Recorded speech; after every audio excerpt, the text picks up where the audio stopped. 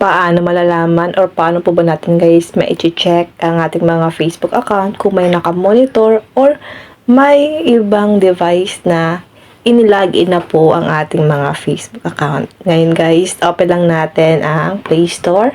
Kailangan po kasi guys updated ang ating mga Facebook. Tap Play Store. Tap Search. Dito po sa may search engine, i-type nyo po ang Facebook. Tap natin ang search.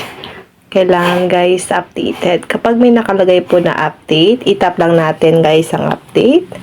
Then wait lang natin siya guys na ma-update. Then kapag nakalagay na po ay open, itap na po natin ang open.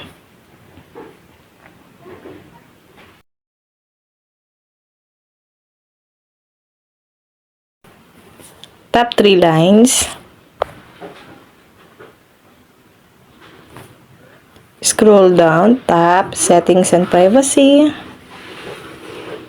Tap Settings. Dito guys sa may search settings, i-type lang natin dito ito.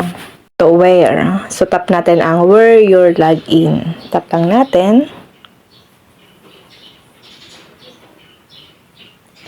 Lalabas dito yung accounts natin. So itap lang natin yung account natin. Tap lang natin yan.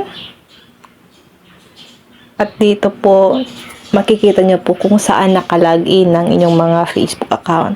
Kung nakalagin po yan guys, sa maraming device, i-log out nyo po agad. So, ang ibig sabihin niya, may nakamonitor po sa inyong mga Facebook account or nakalagin siya sa ibang phone.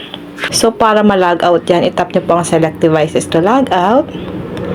Then, lagyan nyo po ng check, yung checkbox dito, halimbawa ito. Then, itap nyo po ang logout.